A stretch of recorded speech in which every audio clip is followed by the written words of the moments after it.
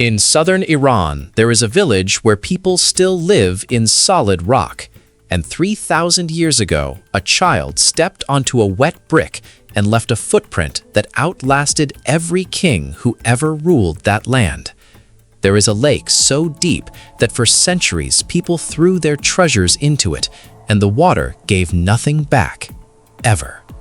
Everything you think you know about Iran, the sanctions, the oil, the dusty postcards of domes, hides a territory where the past doesn't sit politely in a museum. It juts out of the cliffs, out of the salt, out of the clay, out of human bone. Some of it is ruin. Some of it is still alive and still breathing. And one of these places isn't dangerous because of a curse. It's dangerous because the ground itself will swallow you whole. Join us, and let's discover the 9 secrets Iran hid from the rest of the world. Let's go. Number 13. Khandovan. Carved tongues of volcanic rock rise out of the hills of northwestern Iran, and families are living inside them at this very moment. The cone-shaped homes of Khandovan were never built. They were hollowed out of soft ash left behind by an ancient eruption of Mount Sahand. People have burrowed into these stone spikes for at least 700 years, stacking rooms, stables, and storage chambers floor by floor inside the rock itself. Walk through the village and you see chimneys poking out of the cones, satellite dishes bolted to ancient stone, windows cut into surfaces that look like melted candle wax. The walls breathe. In summer, they stay cool. In winter, they trap heat. An insulation no modern architect ever engineered. Locals call the homes Karan, and some have passed through so many generations that nobody remembers who first picked up a tool and started digging. Geologists explain the cones simply. Volcanic ash compresses, wind and water erode the soft material. Harder caps shield the columns beneath. But the science does nothing to soften the strangeness of watching a grandmother sweep her doorstep on the 3rd floor of a rock spike. Here, the line between geology and home has dissolved completely. And the deeper you push into Iran, the more that line keeps breaking, because the next structure looks perfectly solid, perfectly still, right up into the moment someone makes it move on its own. Number 12. Monar Janban. Push one of the 2 slender towers, and the other one starts to sway in answer. Monar Janban, the shaking minarets of Isfahan, is the rare piece of architecture that makes you distrust your own eyes. The mausoleum dates to the 14th century, raised over the grave of a dervish named Amu Abdallah Karladani, and the twin minarets above it stand roughly 17 meters tall. Set one rocking, and within seconds the vibration travels through the shared structure until the second minaret answers back, swaying in sympathy across empty space. To an engineer, it's resonance, proportion, frequency, motion transferred through a connected frame. To a person standing below, it's brickwork refusing to behave like brickwork should. A minaret is supposed to mean permanence, a vertical line of certainty aimed at the sky. Instead, the old mortar and stone start living by different rules, and even when you know the physics, something inside you resists what you're watching. Legends grew up fast around the place, a secret mortar, a lost knowledge handed down by master builders. Almost certainly romantic invention, but stories like that don't appear by accident. People struggle to accept that medieval craftsmen built something that still looks like a magic trick, and there's a crueler twist buried in it. The minaret's greatest wonder is also their greatest threat. Every time crowds demanded to watch them sway, the monument crept closer to collapse. The very motion that made it famous is the thing slowly tearing it down. But Iran can terrify you without a single brick. Sometimes, the bare ground is the monster. Only 1% of people know the dark truth behind what we are about to show you next. If you want to be part of the few who actually know what's happening in the world, subscribe and leave a like right now. Done? Look at this. Number 11. Dasht-e-Lut. The hottest land surface temperature ever recorded anywhere on Earth was measured here, climbing past 70 degrees Celsius, hot enough to cook flesh through a boot. Dasht-e-Lut, in southeastern Iran, is not a desert where humans were ever meant to set foot. Forget golden postcard dunes. The surface here seems to have flatly refused to cooperate with life. The signature features are the kalutes, thousands of elongated ridges, walls, and towers sculpted by relentless wind and rare violent floods. From the air, they look like a vast city whose inhabitants vanished, along with the very reason they existed. From the ground, it's worse. You walk between the structures like streets in a metropolis no human ever planned. The temperature figures are staggering, but the numbers scare you less than the sight, because the real horror is the sense of total shutdown. Wind works like a giant chisel here, water like a tool that, through thousands of patient repetitions, ground these forms into terrible precision. Nature looks like an architect with a very dark imagination. That's what makes Dasht-e-Lut scarier than any place weighed down by a legend, a curse you can dismiss. Here, the pure geometry of emptiness presses on you. Silence, glare, heat, and the certainty that this landscape wasn't ruined by catastrophe, but designed from the start as a flat refusal of everything alive. And the next place doesn't refuse life, it hides it, tucked away inside a mountain that has been quietly occupied for thousands of years. Number 10. Maymond. Hundreds of rooms cut straight into solid rock, lived in without a break for thousands of years, and people still light fires in them tonight. Maymond sits in Iran's Kerman province and ranks among the oldest continuously inhabited settlements in the entire country. The homes weren't placed beside the mountain or at its foot. They were carved directly into it. Dwellings hollowed from stone, with narrow passages where time barely seems to move. From a distance, Maymond doesn't read as a village. It looks like a slope eaten away by dark hollows, dry rock, and harsh light. Openings that resemble eye sockets or the mouths of ancient graves. Then you come closer and notice soot on the ceilings, dishes stacked against the walls, carpets by the doorways, a human voice behind a stone partition. And the unease lands hard, because this is not a dead place.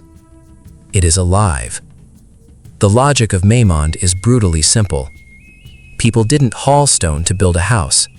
They removed stone to free space to live in. The mountain became not a backdrop, but the body of the home. What hits hardest isn't the age. It's the impossible continuity. That people warmed themselves in these rooms when the outside world looked nothing like ours. And centuries later, in those same walls, others lit lamps and brewed tea and argued about ordinary daily things. Between deep antiquity and right now, there is almost no gap at all. And not far from this stubborn permanence stands a fortress built on a cliff so sheer that armies simply gave up trying to reach it. Number 9. Babak Castle.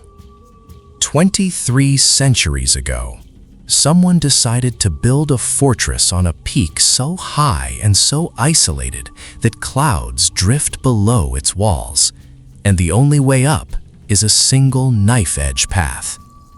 Babak Castle clings to the mountains of northwestern Iran at well over 2,000 meters of elevation, wrapped almost permanently in fog.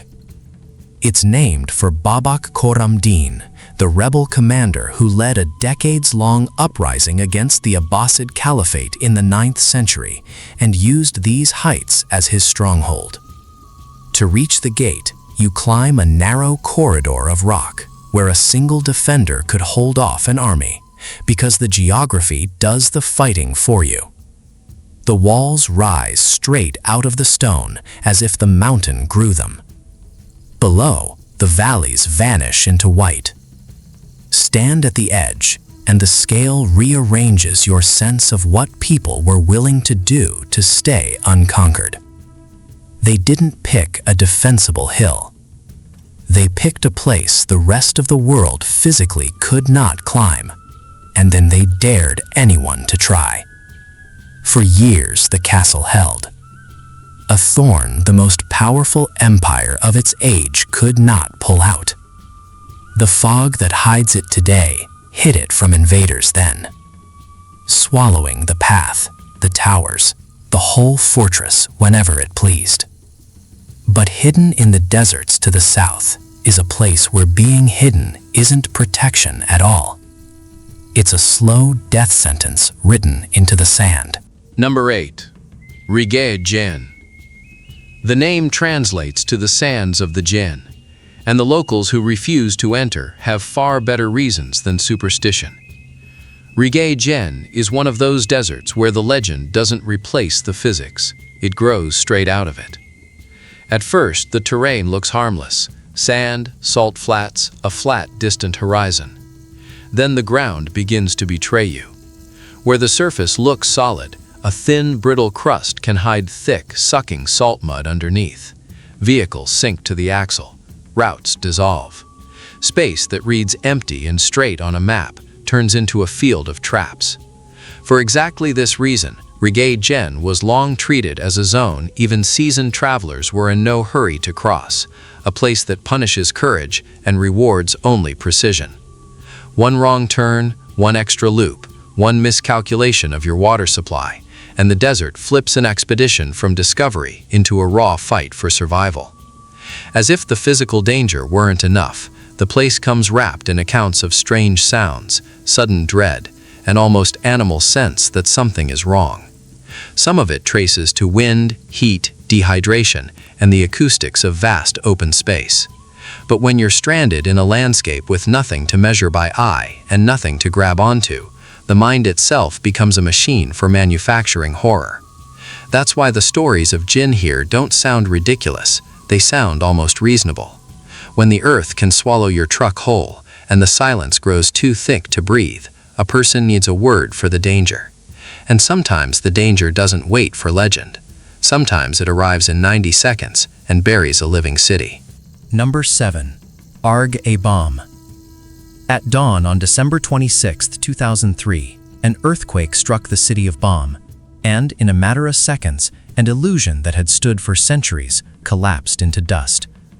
Arg-a-Bomb was the largest mud brick complex on the planet, a vast citadel in a desert oasis, all walls, towers, courtyards, and passageways shaped from clay and sun. From a distance, it looked almost unreal, like a model abandoned in the middle of the desert. Tens of thousands of people died, and much of the ancient city came down. But it was exactly then that the fortress began telling the truth about itself more honestly than it ever had while standing whole. When the dust settled, archaeologists realized Old Bam was far more complex than it had appeared. Inside collapsed sections, construction techniques and hidden reinforcement elements emerged that later layers and the familiar surface had concealed for ages. While the monument stood, you only ever saw its face. When it fell, its inner skeleton was suddenly exposed. And here an uncomfortable thought arrives.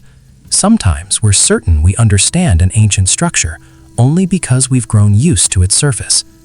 The truth about how it was built can hide not deep underground, but right inside the standing walls, and the building's own wholeness is the very thing keeping us from seeing it. Reconstruction began after the disaster, and with it came a question that unsettles on a whole new level. What exactly are we raising from the rubble when we rebuild an ancient city? The original? The memory?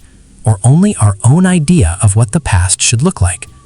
But the oldest mark left in this country wasn't shaken loose by an earthquake. It was pressed into wet clay by a child, 3,000 years before the quake ever hit. Number 6. Choga Zenbil. Around 1250 BC, a king named Untashnapirisha ordered an entire sacred city razed out of the flat plain of southwestern Iran, and its centerpiece still stands.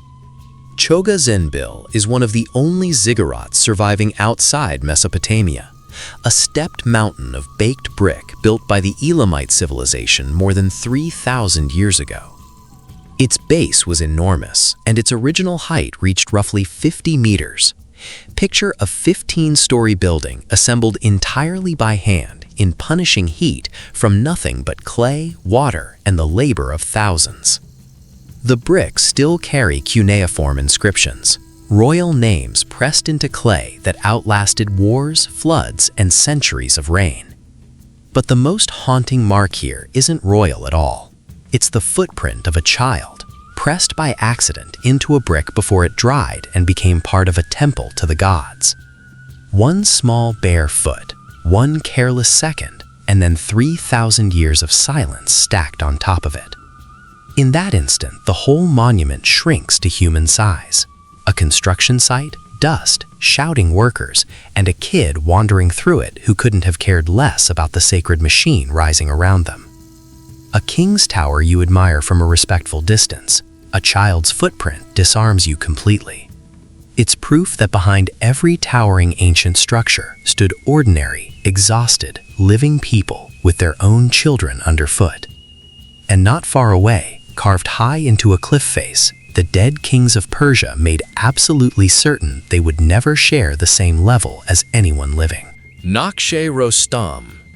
Carved high into a sheer cliff near Persepolis hang the tombs of Persian kings, set so far above the ground that your body reacts before your mind can catch up. Naqsh Rostam holds the resting places of Achaemenid rulers, including Darius the Great and his successors. Their massive cross-shaped facades cut directly into vertical rock with cold, exact symmetry. Below them, centuries later, the Sasanians added their own carved reliefs, leaving a strange stone chronicle of several empires fighting over the same slice of eternity. But the real question arrives before any date. How was this even done? The cliff is high, the surfaces too smooth, the lines too confident. Everything looks as if the builders worked not at a lethal height, but in conditions that were almost comfortable. The official account speaks of scaffolding, ropes, manual labor, and staggering organization. Probably that's exactly how it happened, but on site, the explanation stops calming you because the body responds faster than reason. It looks up and says, too high, too clean, too sure. That gap between what you know and what you feel is what makes the place so powerful. And there's a second blow waiting. These tombs don't lie at your feet, they loom over you, still performing their function thousands of years later. Even the dead kings refuse to rest on the same level as the living, and that message reads without any translation. But the most personal thing Iran's soil ever surrendered wasn't carved by a king. It was worn every single day by a woman who simply wanted her face back. Number 4. Shar-e-Sukhteh. The skull of a woman who lived nearly 5,000 years ago was pulled from this ground, and resting in its socket was an artificial eye made of gold. Shar-e-Sukhteh, the burnt city of southeastern Iran, existed in the 3rd millennium BC, and its discoveries aren't just interesting, they're almost unbearably intimate. The eye was no amulet, no decoration for a burial rite. It was a real prosthetic, worn in life, crafted from a light material and coated in a thin layer of gold, shaped to mimic the curve of a true eye. The skull shows wear consistent with years of use. Stop on that. Almost 5,000 years ago, a person lost an eye, and someone nearby didn't simply accept it. Someone worked out how to restore the wholeness of a human face. Crude by our standards, but serious enough to be worn daily. And there's more. Skulls from this same city carry the unmistakable marks of trepanation, surgical holes deliberately cut into the bone of living people, and at least one shows new bone growing back around the opening. The patient survived the operation and lived on. In that moment, the Bronze Age stops looking distant and primitive. It turns out to be more careful, more skilled, and far more human than we find comfortable to admit. The burnt city doesn't frighten you with monsters. It frightens you by staring back through an almost modern gaze. But the strangest silhouette in all of Iran isn't a ruin at all. It's a dome so vast it shouldn't be standing, and for centuries, no one could explain how it was raised. On hilltops outside the city of Yazd stand circular stone towers, where for thousands of years, the dead were not buried. They were left out in the open for the vultures to strip clean. The Towers of Silence belong to Zoroastrian tradition, one of the oldest religions on earth. and the logic behind them is as unsettling as it is precise. To Zoroastrians, a corpse is impure, and burying it would poison the sacred earth, while burning it would defile the holy fire. So they built a third path. The bodies were carried up to these open-topped towers, laid out in concentric rings, men on the outer ring, women in the middle, children at the center, and exposed to the sun and the birds. Within hours, the vultures did their work. What remained, the bleached bones, was swept into a central pit to dissolve over time.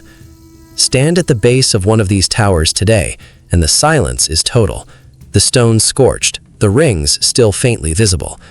There is nothing romantic here, no soft decay of a graveyard, only a brutally efficient solution to death engineered by people who refuse to let it touch the things they held sacred. And the most disturbing part isn't the age of the practice, it's how recent it ended. Iran only outlawed this ritual around the 1970s, which means there are people alive right now who remember when these towers were still in use.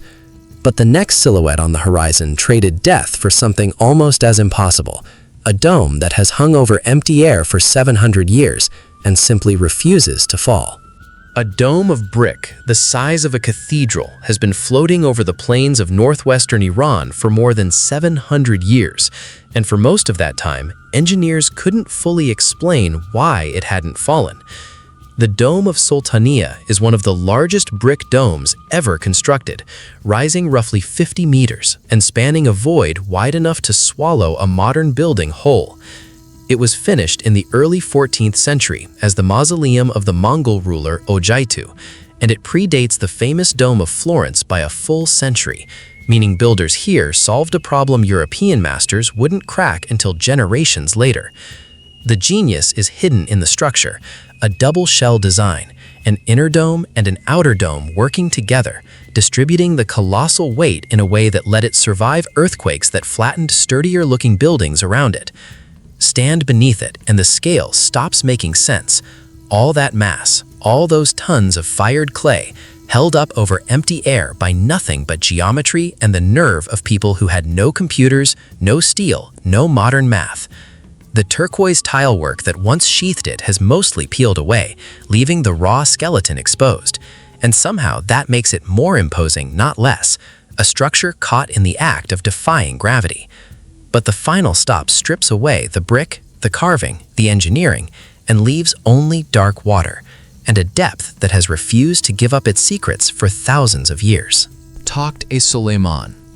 A spring rises from more than 100 meters down, filling a near-perfect lake at the heart of an ancient temple, and its temperature never changes, not in the scorching summer, not in the dead of winter. Takht-e-Suleiman doesn't scream danger at first. It's almost calm. Ruins, grass, stone, open sky. Then your eye reaches the water, and you understand this is not just a pool inside old walls. It's a dark, vertical depth that people for centuries treated as something far greater than a natural spring. For an ancient person, this was no lake. It was a shaft, a vertical wound in the planet, filled with water and an unbroken silence. They couldn't measure its bottom. They couldn't reach it. So they did the only thing that made sense. They threw their offerings into it, century after century, and the lake took every one and gave nothing back. Beneath that surface, archaeologists believe, lie votive objects and cult items spanning thousands of years, a sunken archive no one can fully recover. The lake accepts, and the lake keeps. Beside it rises a hill the legends called the Prison of Solomon, a cone with a deep hollow core, a stone pit where myth trapped the demons Solomon was said to have bound.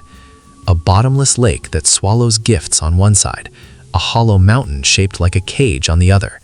The myth wasn't superstition pasted onto an empty place. It was the only language people had for a landscape that breaks not just your knowledge, but your instinct. Iran stages no spectacle. It simply shows you, over and over, that the past never left. It stands in the wind, sways, stares back through a golden eye, and goes silent. If you thought this was terrifying, you are not ready for what they found in the video on your screen. Click it right now. The truth is worse than you think.